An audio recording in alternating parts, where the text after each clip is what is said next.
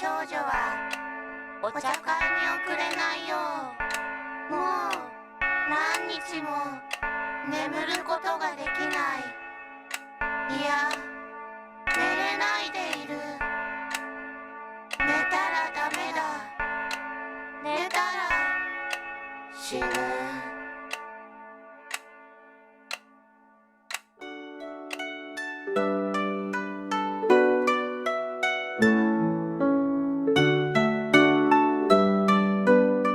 Le Japon des années 60 et 70 était une nation en pleine mutation. Après les destructions massives de la Seconde Guerre mondiale et une occupation américaine qui avait bouleversé ses structures sociales, le pays connaissait un boom économique sans précédent. Des villes comme Tokyo, Osaka et Nagoya se transformaient en métropoles modernes dressées de gratte-ciel, de centres commerciaux étincelants et de trains à grande vitesse, symboles de progrès et d'ambition. Mais au-delà des lumières des grandes villes, des régions entières restaient plongées dans l'obscurité d'une pauvreté persistante. Les zones oubliées, les régions rurales de Tottori ou de San'in sur la côte ouest de l'île de Honshu y incarnaient la face cachée de ce miracle économique.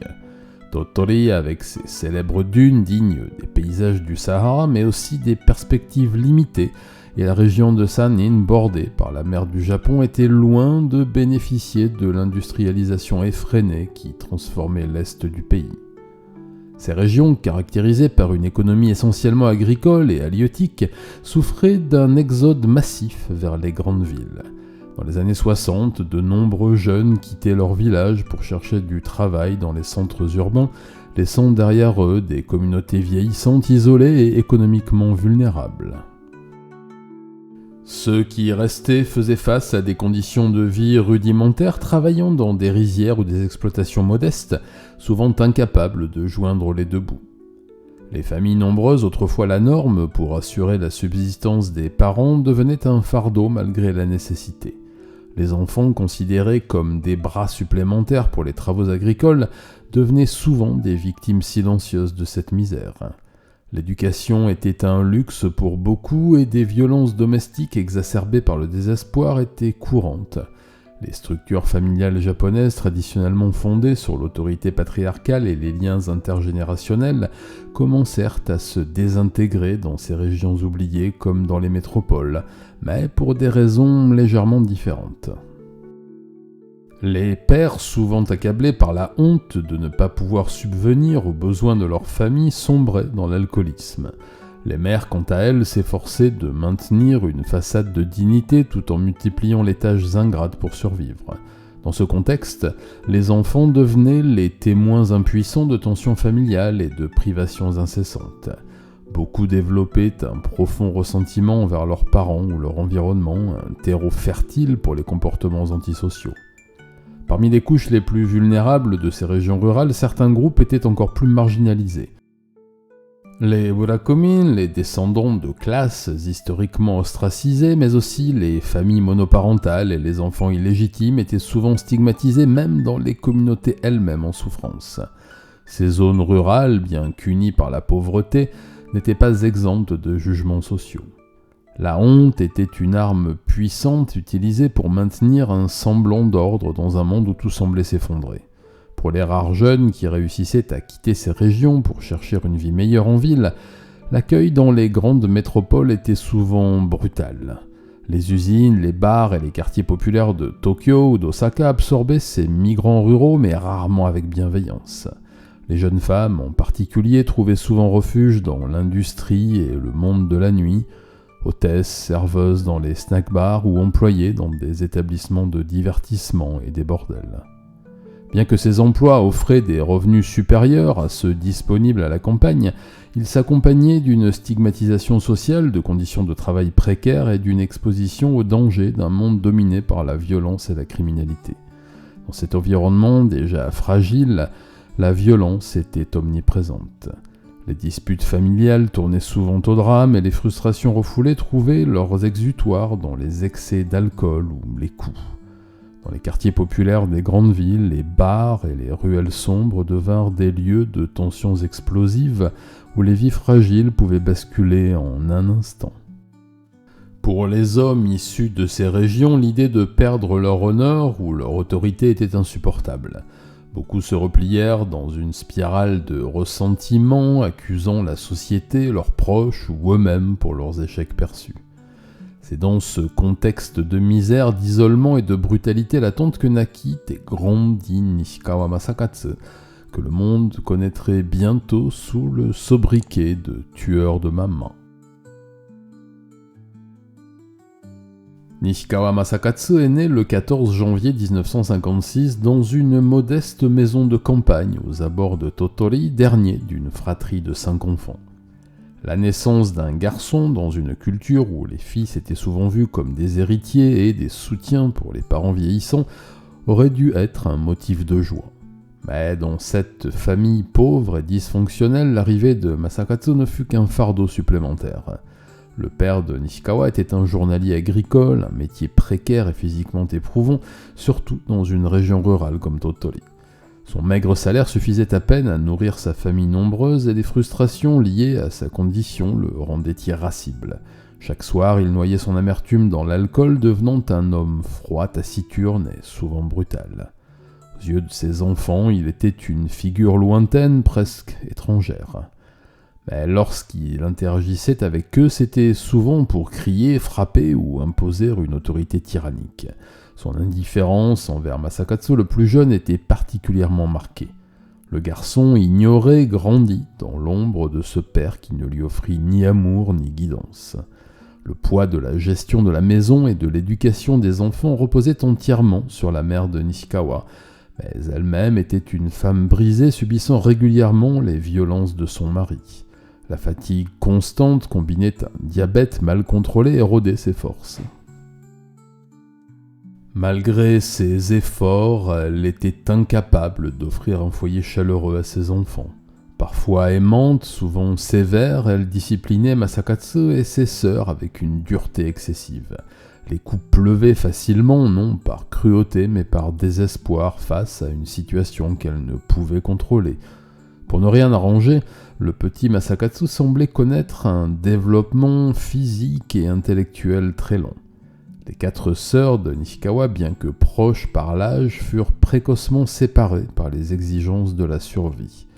Dès qu'elles atteignaient l'adolescence, elles quittaient la maison pendant les mois d'hiver pour travailler dans la région voisine de San'in, où elles trouvaient des emplois précaires. 2 d'entre elles, poussées par la nécessité, commencèrent à se prostituer dès l'âge de 14 ans. Ces jeunes filles, elles aussi victimes de la violence paternelle et de l'indifférence maternelle, portaient sur leurs frêles épaules le fardeau de la subsistance familiale. En l'absence de ses grandes sœurs, Masakatsu était livré à lui-même dans une maison qui devenait de plus en plus hostile. Le pire, pour les sœurs, n'était souvent pas tant leur exploitation dans le monde extérieur, mais les horreurs qu'elles subissaient chez elles. Leur père abusait régulièrement d'elles dans des actes monstrueux qui ajoutaient une couche supplémentaire de terreur et de silence à l'atmosphère familiale. En 1962, à l'âge de 6 ans, Masakatsu entra à l'école primaire. Pour beaucoup d'enfants, l'école est un lieu de découverte et d'épanouissement. Pour lui, ce fut tout l'inverse. Une arène où il était moqué, humilié et isolé. Sa pauvreté était visible à travers ses vêtements usés, ses chaussures percées et son apparence négligée. De plus, sa petite taille, sa maigreur et son retard mental léger le rendaient encore plus remarquable auprès de ses camarades, remarquable dans la pire acception du terme, bien entendu. Les autres enfants, souvent cruels sans le vouloir, l'excluaient et le harcelaient. Cette stigmatisation sociale l'empêcha de s'intégrer, le poussant à s'absenter fréquemment. Lorsqu'il assistait aux cours, il montrait des signes évidents de difficultés d'apprentissage. Diagnostiqué comme débile léger par un médecin scolaire, il devint une figure d'apitoiement pour certains adultes, mais une cible de dérision pour ses condisciples. En 1965, alors que Masakatsu était en 3e année, sa mère, dont la santé déclinait depuis des années, fut hospitalisée à plusieurs reprises pour des complications liées à son diabète. Cet éloignement temporaire laissa Masakatsu seul face à la brutalité de son père. Lorsqu'elle revint à la maison affaiblie et amaigrie, elle ne put plus jouer son rôle de tampon, aussi imparfait fut-il, entre son mari et ses enfants. Peu après, elle succomba à sa maladie. La mort de sa mère fut un coup fatal pour le petit Masakatsu. Elle représentait la seule figure, bien que sévère et distante, qui tentait encore de maintenir un semblant d'ordre dans ce foyer chaotique. Après son décès, la maison sombra davantage dans le désespoir et la violence. Nishikawa Masakatsu, à 9 ans, était désormais livré à lui-même. Ses sœurs, occupées par leur propre lutte, ne pouvaient le protéger ni lui offrir le soutien dont il avait désespérément besoin. Son père, plus que jamais, régnait sur la maison comme un tyran alcoolique et les abus continuaient sans relâche. Dans cet environnement empoisonné par la pauvreté, la violence et le silence, Nishikawa commença à se forger une personnalité marquée par l'isolement, le ressentiment et une incapacité à établir des relations normales avec autrui. C'est dans cette maison brisée, au cœur d'une campagne oubliée, que le futur tueur commença à grandir, nourri par une enfance où la lumière semblait avoir disparu dès l'aube de sa vie. En mai 1970, à l'âge de 14 ans, Nishikawa Masakatsu était devenu un petit voleur et avait rejoint un gang de rue composé de gamins désœuvrés comme lui et pas très discrets. Il se fit attraper par un épicier à qui il volait des cigarettes et de la bière et fut envoyé dans une maison de correction à Yonago, une décision qui marqua un tournant dans sa vie déjà chaotique. Après des années d'isolement, de violence domestique et de pauvreté, cette période d'incarcération devint pour lui une étrange parenthèse où il commença à développer quelques compétences de base, mais aussi à s'enfoncer davantage dans une voie de marginalité et de rébellion. À Yonago, Nishikawa fut confronté à un environnement strict et discipliné, loin du chaos de sa maison d'enfance. Les journées étaient rythmées par des tâches répétitives, des cours de rattrapage scolaires élémentaires et des séances de discipline physique. Pour la première fois, il bénéficia d'un encadrement constant, bien que rigide. C'est là qu'il apprit à lire et à écrire de manière rudimentaire, ce que l'école n'avait jamais réussi à faire. Les éducateurs, conscients de son retard intellectuel, prirent le temps de lui enseigner des notions de base. Si ces apprentissages furent laborieux, ils marquèrent néanmoins un progrès significatif pour ce garçon qui avait toujours été traité comme un incapable. Cependant, la discipline de l'établissement n'effaça pas les stigmates de son passé. Nishikawa se repliait souvent sur lui-même, évitant les autres adolescents qui le percevaient comme un étrange personnage distant. Bien qu'il ait évité des confrontations majeures, il n'établit aucune relation durable, nourrissant une colère silencieuse contre un monde qu'il considérait comme trop injuste. En quittant la maison de correction après plusieurs mois, Nishikawa retourna à Tottori espérant retrouver un semblant de foyer. Mais à son arrivée, il découvrit que son père avait vendu la maison familiale, utilisant l'argent pour s'adonner à ses vices, notamment l'alcool et les filles de joie. Ce dernier avait disparu, le laissant sans toit ni repère. Sans famille proche pour le recueillir, à cet instant de sa vie, Nishikawa se vit contraint de chercher du travail. Il tenta sa chance à Kyoto et Osaka où il trouva quelques emplois précaires, principalement comme ouvrier et manœuvre. Ses travaux mal rémunérés et physiquement éprouvants lui offrirent peu de stabilité. Incapable de s'intégrer dans ces grandes villes, il retourna à Tottori en octobre 1971, sans argent ni perspective d'avenir. À son retour, l'une de ses sœurs accepta de le recueillir. Elle travaillait dans une usine locale et, pour arrondir ses fins de mois, vendait ses charmes à des hommes de passage. Bien que la situation ne soit guère idéale, cette période offrit à Nishikawa un abri temporaire. Mais la précarité de cette existence et les tensions sous-jacentes dans leur relation ne tardèrent pas à refaire surface. Nishikawa, toujours en quête de repères, reprit ses habitudes de vol, ciblant des commerces locaux et des maisons voisines. Très porté sur les choses du sexe, sans connaître les conventions de la séduction, il recommença ses agressions sur des femmes choisies au hasard dans la rue, la nuit, mais aussi sur sa sœur, qu'il agressa sexuellement à plusieurs reprises.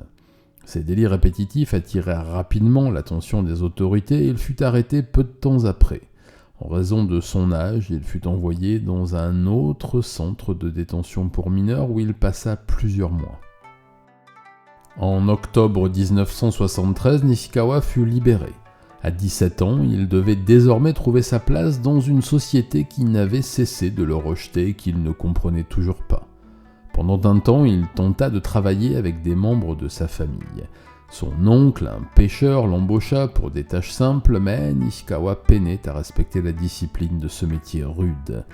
Il passa ensuite quelques mois à aider un cousin livreur, mais là encore, son incapacité à se concentrer et son manque de fiabilité le poussèrent à abandonner.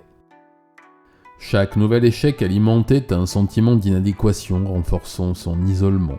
Sans emploi ni objectif, Nishikawa se réfugia dans les distractions locales. Il passa des journées entières dans des salons de pachinko, jouant compulsivement pour tuer le temps, souvent avec l'argent qu'il avait volé. Les rares moments où il s'éloignait des machines à sous, il fréquentait des cinémas pornographiques, cherchant une évasion dans des mondes fictifs où il pouvait oublier l'espace d'un instant sa vie dénuée de sens. Ses habitudes, bien qu'inoffensives en apparence, accentuèrent son exclusion sociale.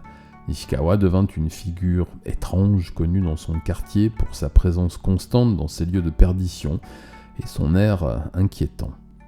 Pendant cette période, il fit la connaissance de plusieurs délinquants locaux. Ces jeunes hommes, souvent désœuvrés eux-mêmes, formaient des bandes dont les activités allaient du vol au vandalisme. Nishikawa, attiré par l'idée de camaraderie, chercha à se lier à eux, mais son retard mental fit de lui une cible facile pour leur moquerie. Il le manipulait, le forçant à commettre des vols risqués ou à vandaliser des biens pour le plaisir, souvent pour leur propre amusement. Nishikawa, désireux d'être accepté, exécutait leurs demandes sans poser de questions, même lorsqu'elles le mettaient en danger. Ces interactions, loin de lui offrir une véritable amitié, ne firent qu'accroître son sentiment d'humiliation et sa colère. En l'espace de quelques années, Nishikawa était passé d'un enfant abandonné à un jeune homme désœuvré piégé dans une spirale de violence, de rejet et de criminalité. Ses tentatives maladroites de trouver un sens à sa vie échouaient systématiquement, et chaque nouvelle humiliation ou moquerie renforçait son ressentiment envers le monde. Le 6 juillet 1974, la ville de Tottori baignait dans le calme nocturne habituel d'une petite localité provinciale. À cette époque, Nishikawa avait 18 ans. Errant dans les rues sombres, sans but précis, mais avec un vide intérieur qu'il ne savait plus combler, il dérivait comme un spectre parmi les ombres. Cette nuit-là, la frustration accumulée, le ressentiment sourd et le désespoir qui l'habitaient trouvèrent une issue plutôt brutale. Depuis plusieurs semaines, il vivait dans une apathie constante, sans emploi stable et rejeté par les voyous qu'il fréquentait. Il passait ses journées à traîner dans des salons de pachinko, les cinémas porno et les ruelles désertes de Tottori en quête d'argent facile à se faire ou d'une fille à agresser. Mais ce soir-là, quelque chose en lui bouillonnait. Armé d'un couteau de cuisine glissé dans sa manche, qu'il avait volé dans une supérette, il déambulait dans la ville, le regard vide, mais la mâchoire crispée. Vers minuit et demi, Nishikawa passa devant un petit magasin encore éclairé. À l'intérieur, la propriétaire, une femme de 26 ans, s'apprêtait à fermer pour la nuit et finissait d'approvisionner ses rayonnages. Elle était seule, occupée à ranger les derniers articles. Nishikawa entra sans un mot, son regard fixe et troublant. La femme leva les yeux, un sourire courtois sur le visage, peut-être par politesse, peut-être par réflexe. Ce sourire simple et anodin déclencha quelque chose chez Nishikawa. Il referma la porte derrière lui et avança vers elle d'un pas lourd, sous la lumière vacillante des néons du magasin. Il brandit son couteau, ordonnant à la femme de s'allonger sur le sol. Sa voix tremblait légèrement, mais son ton était menaçant. La propriétaire, consciente du danger, obéit sans protester. Alors qu'elle s'exécutait, elle continua de sourire faiblement, une expression qui semblait traduire à la fois la peur et une tentative de désamorcer la situation. Mais dans l'esprit de Nishikawa, ce sourire prit une toute autre signification. Il y vit de la moquerie, une insulte silencieuse, un rappel cruel de toutes les humiliations qu'il avait subies dans sa vie. Alors, il glissa sa main sous le corsage de sa victime et tenta de l'embrasser de force. La femme tenta de le dissuader, parlant d'une voix douce, presque apaisante. Ces paroles, bien que calmes, furent interprétées par Nishikawa comme une nouvelle provocation. Submergé par une rage incontrôlable, il la retourna brusquement et planta son couteau dans son cou. Le premier coup traversa de part en part et fut suivi de 2 autres d'une précision presque mécanique. Les carotides furent tranchées net, inondant le sol et les genoux du tueur de sang, et la vie quitta rapidement le corps de la femme, étendue dans une mare écarlate qui s'étendait lentement sur le linoléum du magasin. Le sourire qui avait tant troublé Nishikawa resta figé sur son visage, un ultime rappel d'une humanité qu'il venait d'effacer. Après le meurtre, il fouilla la victime, ses mains tremblantes mais précises. Il trouva son portefeuille contenant 22 000 yens, environ 200 € en équivalence de 2025, qu'il s'empressa de fourrer dans sa poche. Il quitta ensuite le magasin, jetant un dernier regard sur le corps inanimé, éteignit les lumières du magasin avant de s'enfuir dans la nuit. Sa fuite était rapide mais pas désordonnée, il semblait étrangement calme, comme si le poids de son acte ne l'avait pas encore atteint.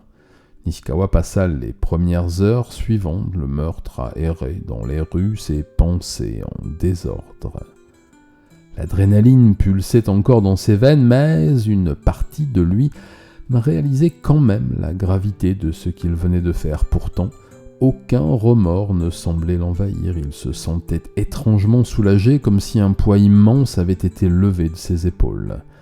Le meurtre, bien qu'horrible, lui avait offert un exutoire à des années de frustration et de ressentiment. Il se rendit dans un salon de pachinko pour se fondre dans la foule matinale, dépensant une partie de l'argent volé comme si de rien n'était. Ce premier meurtre marqua un tournant dans la vie de Nishikawa.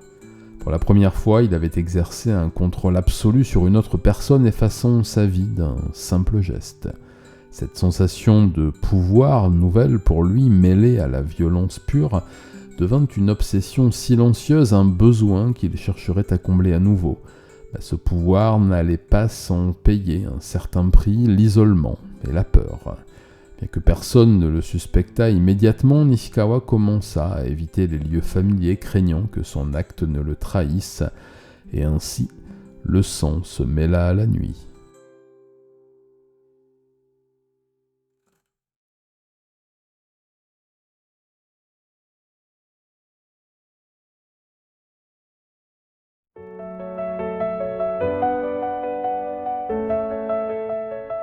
Le 6 juillet 1974, seulement 6 heures après le meurtre brutal de la propriétaire du magasin, la cavale de Masakatsu Nishikawa prit fin. Son arrestation rapide, résultat d'une série d'erreurs qu'il avait commises dans la précipitation, marqua le début d'une affaire judiciaire troublante. Pourtant, ce premier procès, loin de mener à une punition exemplaire, fut le théâtre d'une décision controversée. Une condamnation relativement clémente basée sur l'espoir qu'un jeune homme encore malléable pouvait être sauvé de ses démons. Après la découverte du corps au petit matin, la nouvelle du meurtre se répandit rapidement dans la petite ville de Tottori. Le meurtre d'une jeune femme dans son propre magasin, un lieu normalement sûr dans cet endroit, provoqua une onde de choc dans la communauté. Les enquêteurs mobilisés immédiatement trouvèrent sur place plusieurs indices cruciaux. Les empreintes digitales de Nishikawa furent relevées sur le comptoir et près du corps, indiquant une présence prolongée sur les lieux du crime. Un témoin, un passant ayant remarqué une silhouette nerveuse s'éloignant du magasin dans les heures précédentes, fournit une description sommaire qui correspondit à celle de Nishikawa, déjà connu des autorités pour des vols. L'argent volé, bien qu'en liquide, fut dépensé rapidement par Nishikawa dans un salon de pachinko, attirant l'attention des employés habitués à voir ce jeune homme désargenté. Vers 6h30 du matin, il fut localisé dans une ruelle près de l'un de ses repères habituels. Il ne résista pas à son arrestation, se laissant emmener au poste de police, les mains encore légèrement rougies du sang de sa victime. Lors de son premier interrogatoire, Nishikawa resta étrangement calme. Il ne nia pas les accusations, mais son attitude oscillait entre l'indifférence et une tentative maladroite de minimiser son acte. Elle a continué à sourire comme si elle se moquait de moi. Je voulais juste qu'elle arrête. Ce commentaire livré sur un ton presque absent révéla une faille profonde dans la psyché de Nishikawa, une incapacité à comprendre la gravité de ses actes ou à éprouver un remords sincère sans doute. Les policiers, choqués par la froideur de ses aveux, rapportèrent que le jeune homme semblait plus préoccupé par le fait d'être arrêté que par le meurtre lui-même. L'affaire fut rapidement portée devant le tribunal. Les charges retenues contre lui étaient graves. Meurtre d'abord pour avoir intentionnellement pris la vie de la propriétaire des lieux, puis tentative de viol pour avoir agressé la victime avant de la tuer, le torse de la femme assassinée ayant été retrouvé nu, et enfin vol pour avoir dérobé les 22 000 yens. Cependant, malgré ces accusations accablantes, le procureur en charge de l'affaire, Okano Hideo, connu pour ses positions progressistes, adopta une position inattendue. Conscient de l'âge de Nishikawa, à peine 18 ans, et de son histoire personnelle, marquée par la pauvreté, l'abus et le manque d'éducation, Okano choisit de plaider pour une peine légère. Ce jeune homme n'est pas un monstre, c'est un produit de son environnement, une victime autant qu'un coupable. Si nous le condamnons à vie ou à la peine capitale, nous ignorons toute possibilité de réhabilitation.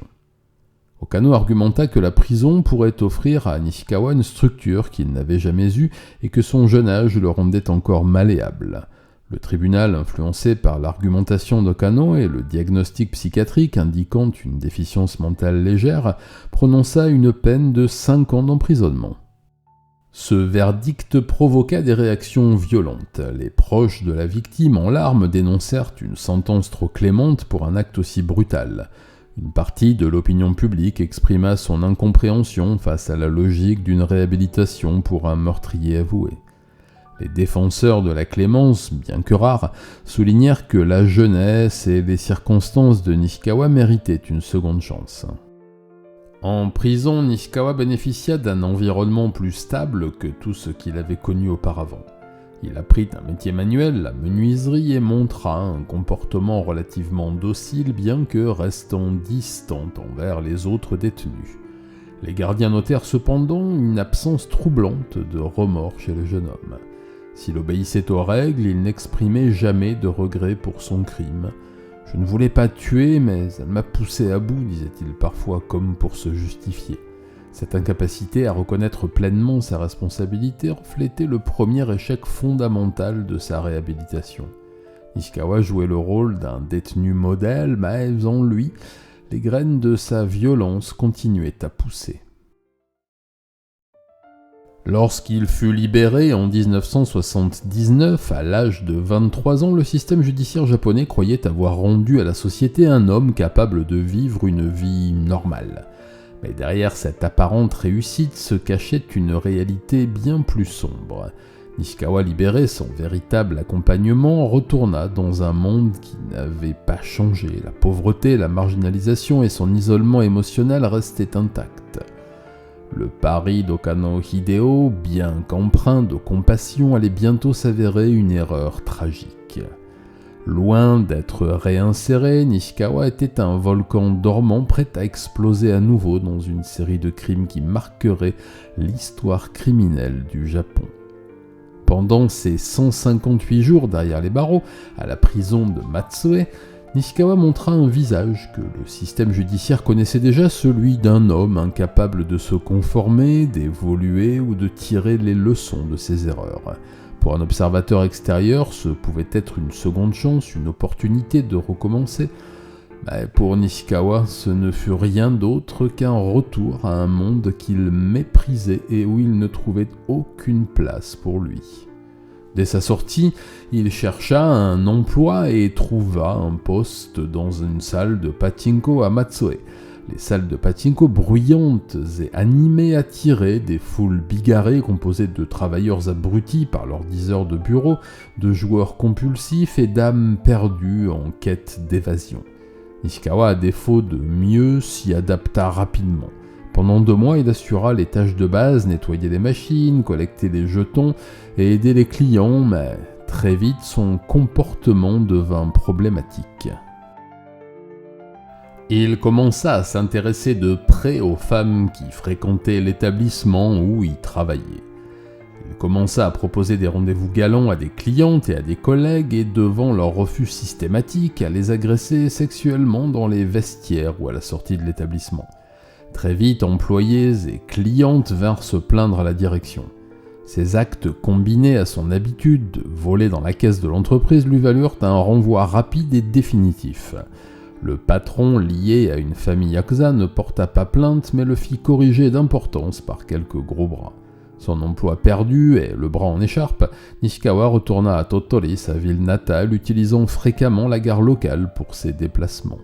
Chaque trajet en train semblait le rapprocher d'une réalité qu'il ne voulait pas affronter.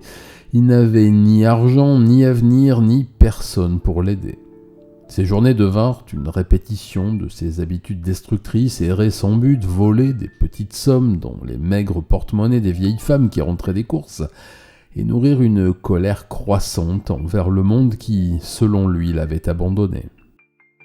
La nuit du 10 septembre 1984 marqua une nouvelle étape dans son parcours criminel.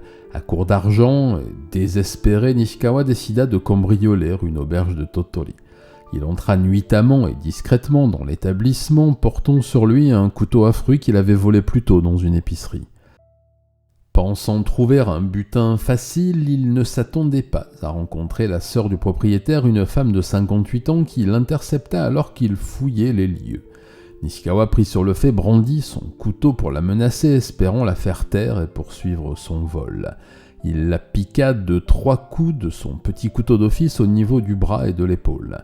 Mais la femme, loin de se laisser intimider, cria pour alerter les voisins, faisant tournoyer un balai en l'air, obligeant Nishikawa à fuir précipitamment.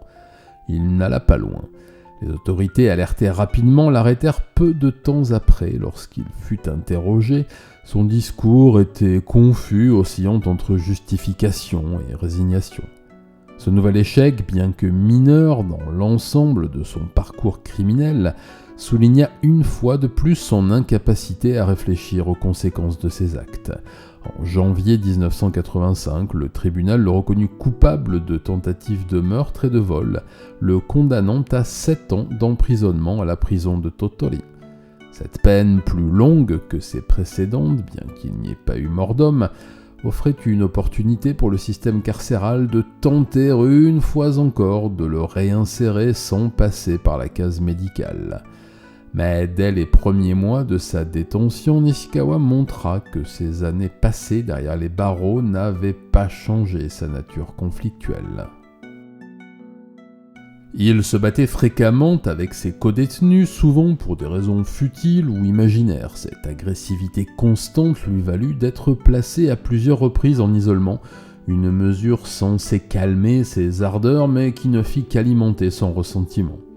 L'isolement devint une routine et les gardiens, las de ces altercations, finirent par lui refuser toute possibilité de libération conditionnelle. Plus inquiétant encore était l'état d'esprit de Nishikawa vers la fin de sa peine. Alors que certains détenus rêvent de liberté, lui déclara sans détour qu'il ne voulait pas être relâché. « Je ne peux rien faire dehors », confia-t-il à un codétenu. « Je préfère rester ici, à glander, j'aime me battre avec ces cons. » Cette déclaration, qui aurait pu être interprétée comme un aveu d'échec ou une forme de lucidité, traduisait en réalité son rejet total de la société. Pour Nishikawa, le monde extérieur représentait une espèce d'humiliation et d'échec, tandis que la prison, bien que rigide, lui offrait un semblant de stabilité. Pourtant, malgré ses réticences, sa peine prit fin le 25 octobre 1991. Ce jour-là, Nishikawa quitta la prison de Tottori, un homme plus âgé, certes, mais en aucun cas changé par sa punition. Ces années d'incarcération marquées par des conflits violents et un isolement croissant n'avaient fait qu'exacerber sa colère et son aliénation. Lorsqu'il franchit les portes de la prison, il n'avait ni plan, ni espoir, ni volonté de changer. Il était un homme à la dérive, libéré dans un monde qu'il considérait comme son ennemi. 2 jours après sa libération, le 27 octobre 1991, Nishikawa Masakatsu emménagea chez un ancien détenu qu'il avait rencontré pendant son incarcération à la prison de Tottori.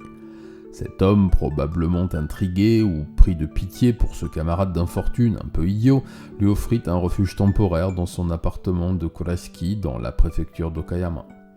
Loin d'être une tentative sincère de reconstruction, ce nouvel environnement ne fut pour Nishikawa qu'un espace transitoire où il allait rapidement replonger dans ses pulsions destructrices. L'appartement modeste et situé dans un quartier tranquille abritait également la femme et l'enfant de 3 ans de l'ex-détenu, des présences qui allaient jouer un rôle tragique dans les événements à venir. Pendant les 41 jours qui suivirent son arrivée à Kurashiki, Nishikawa erra dans les rues de la ville cherchant des moyens de subsister mais incapable de maintenir une quelconque stabilité.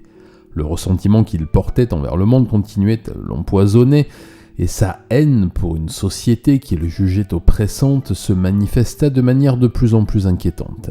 Un soir, au hasard de ses pérégrinations, il entra dans un petit magasin tenu par une femme seule qui avait repéré la veille, espérant y trouver une opportunité de voler de l'argent et peut-être de la violer. Sans préambule, il sauta sur elle et tenta de l'étrangler avec ses mains, passant son cou avec une force brutale tout en lui léchant la figure. La femme, suffocant mais luttant pour sa vie, parvint à se débattre suffisamment et à lui donner un coup de genou dans les parties pour le faire reculer. Nishikawa, pris de panique et frustré par son incapacité à aller jusqu'au bout, s'enfuit sans rien voler, laissant derrière lui une victime traumatisée mais vivante. Cet incident aurait dû suffire à alerter les autorités, mais il resta un acte de violence isolé non relié immédiatement à son auteur. Nishikawa, quant à lui, regagna l'appartement de son ancien codétenu comme si de rien n'était, son esprit agité par une colère qui ne trouvait pas de cible précise. Le 6 décembre, un événement plus sinistre marqua son séjour à Kurashiki. Ce jour-là, Nishikawa retourna à l'appartement de son hôte après une errance sans but. Là, il trouva la femme de l'ancien détenu seule avec leur fille de 3 ans. Profitant de l'absence de son mari, il engagea la conversation avec elle, un échange banal sur la vie et la façon d'élever les enfants. Mais le temps passant, une tension invisible commença à monter. Les paroles de Nishikawa dérivèrent vers des choses plus sexuelles et devinrent plus insistantes, ses gestes plus rapprochés, touchant les bras et le cou de la malheureuse, et son ton, bien que calme, portait une note d'inconfort qui mit la femme sur ses gardes. Tout bascula lorsque Nishikawa, dans un geste brutal et inattendu, attrapa la fille du couple par le bras et la serra contre lui.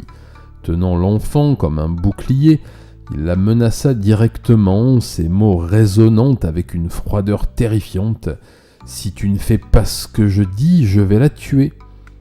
La femme tétanisée chercha à raisonner Nishikawa, mais il était déjà trop loin dans sa propre folie. Avec un calme qui contrastait avec la violence implicite de la situation, il lui ordonna de lui donner de l'argent et de se soumettre à une fellation. La peur pour la vie de son enfant était insoutenable et la femme tremblante s'efforça de contenir sa terreur tout en cherchant un moyen de protéger sa fille. Finalement, elle accepta de lui donner de l'argent, espérant que cela suffirait à désamorcer la situation.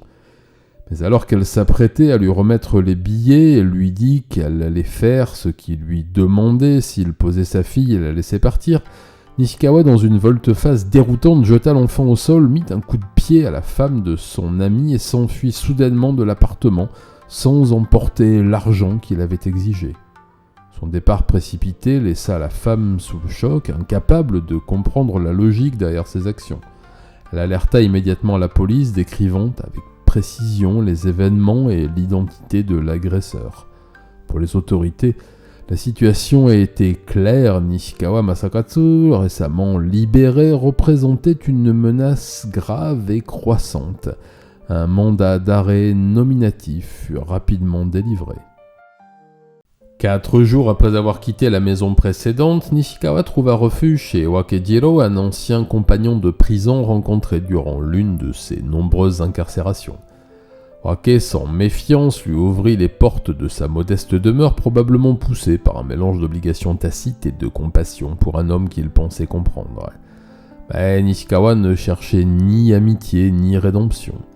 Derrière son apparente politesse et son attitude discrète se cachait une intention froide et calculée. Dès qu'il eut passé le seuil, il observa les lieux avec minutie, étudiant les moindres détails, les objets de valeur, les cachettes potentielles, tout ce qui pourrait lui servir. Il restait courtois, presque effacé, parlant peu, mais suffisamment pour apaiser toute suspicion. Quelques heures après son arrivée, tandis que Wake vaquait à ses occupations quotidiennes, Nishikawa mit son plan à exécution. Il fouilla la maison et trouva de l'argent, 105 000 yens, entre 1000 et 1200 euros de 2025, soigneusement dissimulés dans une boîte en métal dans la chambre principale. Une fois l'argent en poche, il disparut aussi furtivement qu'il était arrivé, laissant derrière lui une maison vide de sa présence et un Wake sans doute perplexe face à cet individu fantôme. Mais Nishikawa n'était pas homme à s'attarder sur les conséquences immédiates de ses actes. Quelques heures plus tard, il s'enregistra sous un faux nom dans un hôtel bon marché de Himeji, dans la préfecture de Hyogo. Là, il trouva un nouveau sanctuaire temporaire, un espace où il pourrait planifier sans être dérangé. La chambre simple et impersonnelle devint un théâtre de réflexions embrumées et de délires alimentés par l'alcool et le tabac. Durant les 2 jours suivants, il s'enferma dans ce refuge spartiate, organisant les détails de ses prochains meurtres. Il traçait des itinéraires, examinait des cibles potentielles, évaluait les horaires, les risques. Chaque décision était pesée, chaque scénario imaginé, jusqu'à ce que toutes les variables s'imbriquent parfaitement dans son esprit. Il passait des heures à contempler la carte de la région, ses yeux parcouraient les routes et les quartiers avec une concentration presque maniaque. La lumière pâle du néon éclairait son visage impassible, reflet de l'absence totale de remords et de doute. C'était une mécanique d'horreur en marche, un esprit consumé par un objectif unique, insensible au bruit du monde extérieur, aux odeurs de la ville qui filtraient par la fenêtre légèrement ouverte, ou même aux rares interruptions des employés de l'hôtel. Nishikawa Masakatsu était à l'œuvre et rien ni personne n'allait l'arrêter. Le 11 décembre 1991, vers 16h, Nishikawa Masakatsu errait dans les rues grouillantes près de la gare de Himeji, ses pensées obscurcies par une obsession morbide et un calme glacial. Il pénétra dans les bureaux de la West Japan Railway Company, un lieu impersonnel baigné de lumière artificielle où l'activité quotidienne des employés créait une atmosphère de routine rassurante que Nishikawa s'apprêtait à briser. Approchant le comptoir d'accueil, il prit un moment pour observer l'homme derrière, un employé ordinaire qui leva les yeux avec une expression d'attente, apparemment prêt à fournir des informations comme il le faisait sans doute des dizaines de fois par jour. Nishikawa pourtant n'était pas là pour demander simplement son chemin, même si son visage n'exprimait qu'une politesse distante. Avec une voix tranquille, il posa une question banale, un prétexte presque anodin pour initier l'interaction. Puis, brusquement, dans un éclat de violence qui semblait surgir de nulle part, il se pencha par-dessus le comptoir, frappant l'employé d'un coup de tête violent et soudain. Avant même que l'homme ait pu réagir, Nishikawa déclara d'un ton presque solennel, comme une affirmation de sa propre nature « Je suis un homme très très très méchant, je vous hais !» Il hurla ces mots, le visage rouge de colère, avant de s'enfuir à toutes jambes, laissant l'employé abasourdi et un bureau sous le choc. Un autre employé, témoin de la scène, alerta immédiatement la police, mais Nishikawa était déjà loin, fondu dans la foule, son esprit tourné vers une cible bien plus sombre encore. Toujours exalté par son coup d'éclat, la nuit était tombée lorsqu'il franchit la porte du snack bar Kumi, un établissement modeste à l'atmosphère chaleureuse où les habitués venaient chercher un répit et oubliaient leur journée de travail. La propriétaire, Masaki Komiko, une femme de 45 ans au visage marqué et trop maquillée mais éclairée par un sourire bienveillant, l'accueillit sans méfiance. Il n'était qu'un client parmi d'autres, pensait-elle, mais pour Nishikawa, cet endroit n'était pas un simple lieu de passage, c'était une opportunité.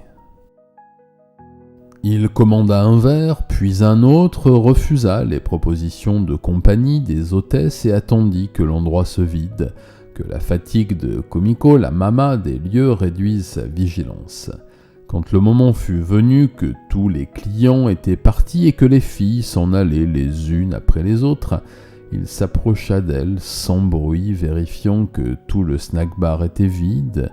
Il passa derrière elle et passa sa ceinture autour du cou de la malheureuse, utilisant toute sa force pour l'étouffer, réduisant sa résistance à néant.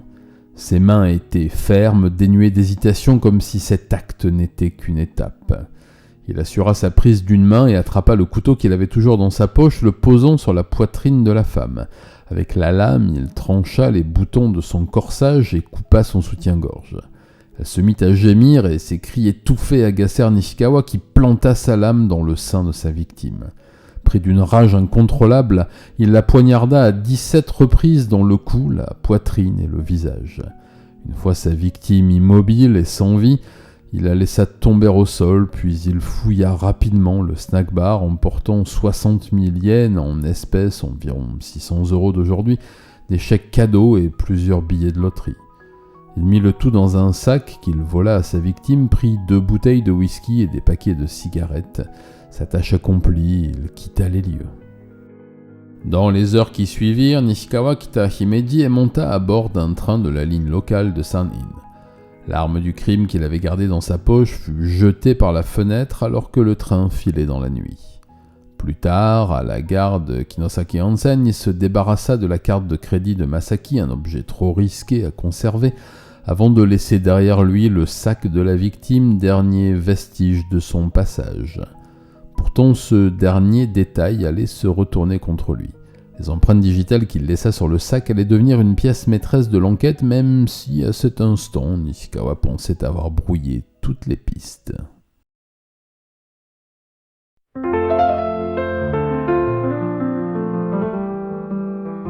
Le corps de Masaki Komiko ne fut découvert que le lendemain soir vers 20h20. La police préfectorale de Hyogo, perplexe face à ce crime, orienta d'abord ses soupçons vers un ou une amie de la victime, voire un client, avançant l'hypothèse d'une dispute ayant dégénéré après une soirée de beuverie.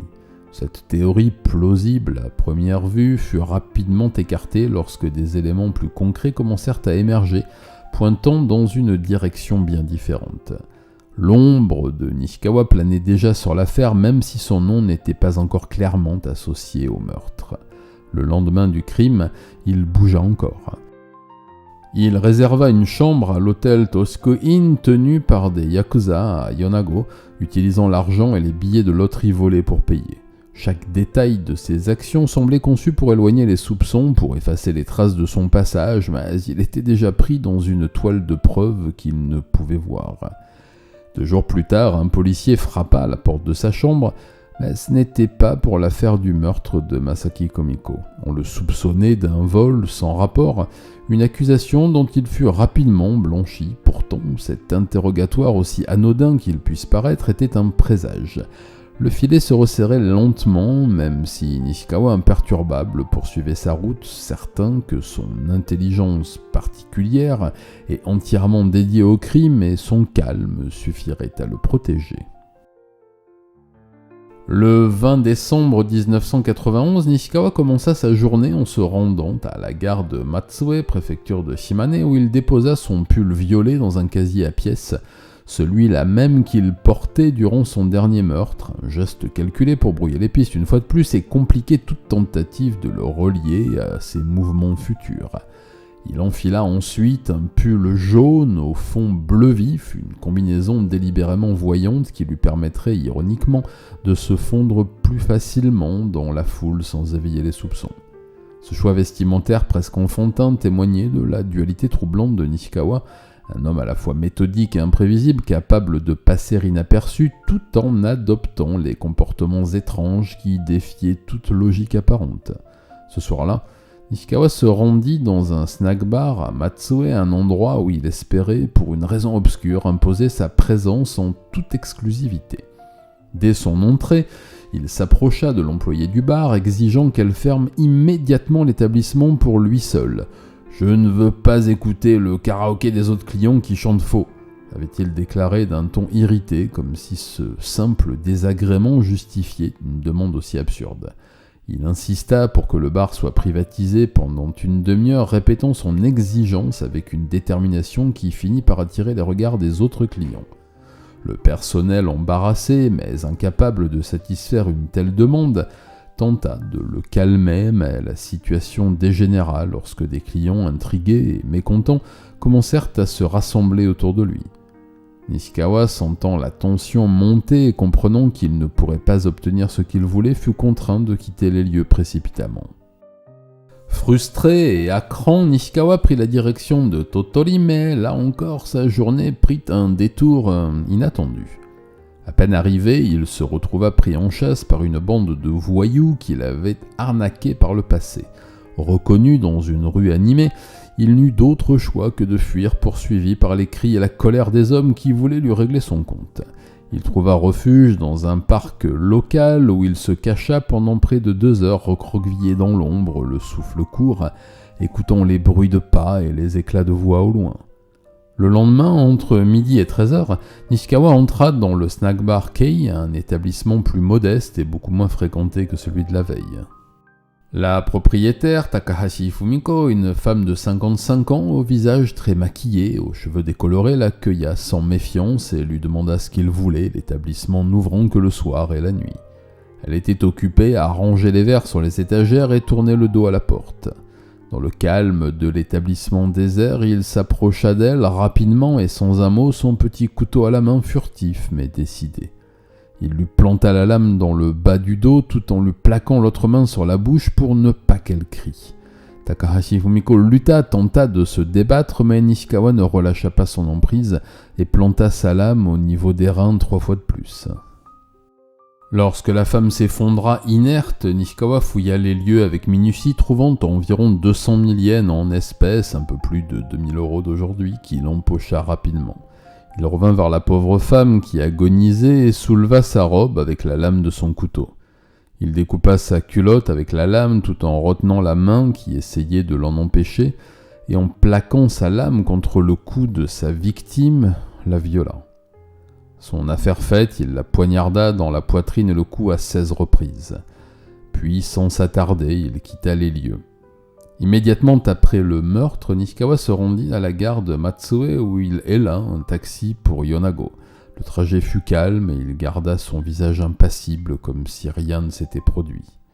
Arrivé à Yonago, il poursuivit sa fuite en avant, se dirigeant vers Kurayoshi, où il trouva un autre snack bar pour déposer discrètement un sac contenant son pull jaune, désormais taché de sang, prétextant vouloir visiter la ville avant de venir consommer le soir suivant, agitant une grosse liasse de billets. À 15h30 ce même jour, Nishikawa prit la direction de Kyoto, s'éloignant toujours plus de la scène du crime qu'il venait de laisser derrière lui. Kyoto, avec son anonymat et ses ruelles bondées, lui offrirait un nouveau refuge temporaire, un espace où il pourrait se fondre dans la foule et réfléchir à la suite. Le soir même, le corps de Takahashi fut découvert et l'enquête qui s'ensuivit révéla de nouvelles pièces du puzzle macabre que Nishikawa laissait derrière lui. Les enquêteurs notèrent des similitudes troublantes avec d'autres crimes récents, une femme seule attaquée brutalement dans son snack bar, de l'argent volé et une scène où le tueur avait agi avec une brutalité rare. Ces détails, bien que fragmentaires, à ce moment-là commencèrent à dessiner le profil d'un tueur insaisissable, un homme capable de disparaître dans l'ombre après chaque meurtre. Nishikawa, quant à lui, continuait sa cavale, son esprit hanté par ses pulsions incontrôlables et la nécessité de rester toujours un pas devant ceux qui le poursuivaient. Avant l'aube du 26 décembre, dans l'obscurité glaciale d'une nuit d'hiver, Nishikawa Masakatsu se dirigeait calmement vers le snack bar Maki, un petit établissement discret et déjà fermé. Niché dans une rue sans éclat et presque perdu. Il pénétra dans le bâtiment en silence par la porte de service restée ouverte, sa présence presque spectrale, et gravit les escaliers jusqu'au premier étage où résidait Kyo Harada, une femme de 55 ans qui gérait le snack bar et les filles qui y travaillaient. Nishikawa entra dans l'appartement en silence, son couteau fermement tenu dans sa main, le métal froid reflétant la pâle lumière d'une ampoule vacillante. Il s'approcha de Madame Harada qui dormait déjà après sa longue nuit de travail et s'accroupit au pied de sa couche. Dans un mouvement rapide et net, Nishikawa trancha la gorge de la malheureuse qui se réveilla en un râle étouffé par des flots de sang qui affluaient dans sa gorge. Nishikawa ne s'arrêta pas là, plaquant sa main sur la poitrine de la victime. Il lui infligea 2 coups de lame supplémentaires, un au cou et un à la poitrine pour s'assurer que sa victime ne respirerait plus jamais. Puis il plaqua ses 2 mains sur sa bouche et attendit qu'elle ne respire plus. Une fois le travail accompli, Nishikawa fouilla les lieux avec l'efficacité d'un prédateur qu'on lui connaissait. Il trouva 5000 yens, environ 50 € d'aujourd'hui, une somme dérisoire qui pourtant lui suffisait pour contenter sa soif de possession. Il quitta les lieux avec la même discrétion qui avait marqué son arrivée, laissant derrière lui la mama du snack bar Maki se vider de son sang sur son lit au drap de satin doré. L'aube se leva sur un silence lourd et une ville encore inconsciente de l'horreur qui s'était déroulée en son sein. Ce ne fut que dans l'après-midi du lendemain que le corps de Harada Kyo fut découvert gisant dans une mare de sang séché, son corps marqué de 2 profondes entailles et sa gorge tranchée. Le choc de la découverte se répandit rapidement et une équipe d'enquêteurs fut formée au commissariat de police de Gojo pour examiner ce meurtre brutal. La ville, jusqu'alors paisible, fut soudainement plongée dans une atmosphère de peur et de suspicion, les rumeurs se propageant tandis que les enquêteurs s'efforçaient de comprendre les événements. Cependant, tandis que la police lançait ses premières investigations, Nishikawa suivait leurs mouvements à distance, venant même voir la scène de crime de l'extérieur et saluant les policiers avec une curiosité morbide et une satisfaction perverse. Il écoutait les enquêteurs à la radio, captant chaque détail de leurs hypothèses et lisait les articles de journaux relatant son propre crime avec un mélange de fierté et de détachement. Ces informations, loin de l'effrayer, le confortaient dans son sentiment de contrôle et de revanche. Il voyait les enquêteurs comme des joueurs d'une partie d'échecs, qu'il dominait bien entendu, les devançant toujours d'un coup.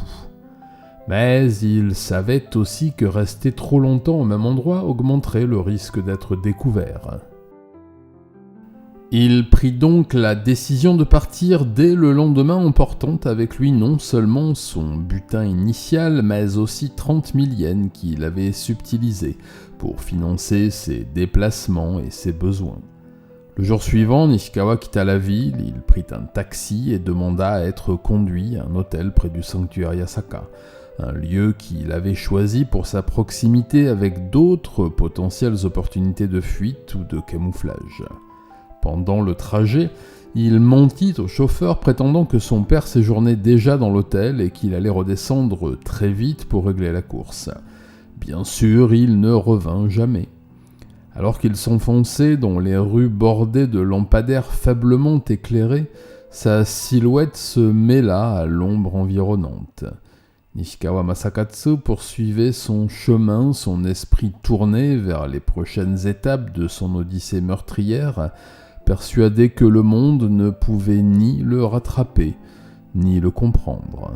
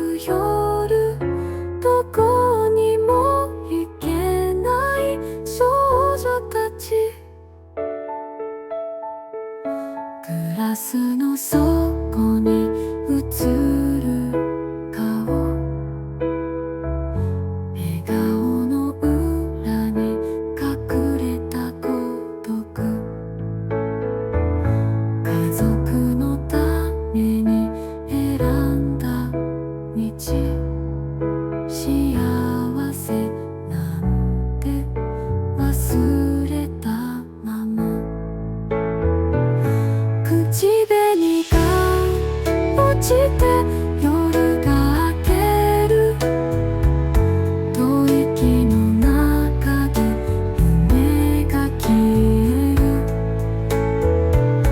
泣いても叫んでも届かない夜の影に生きる少女たち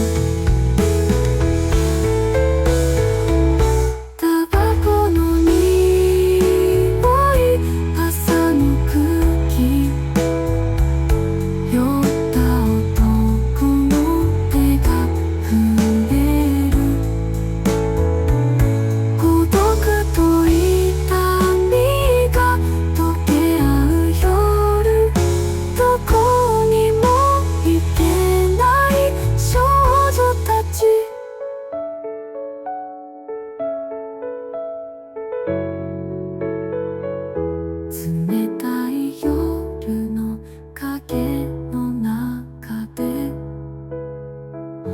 明日を探す少女の涙光が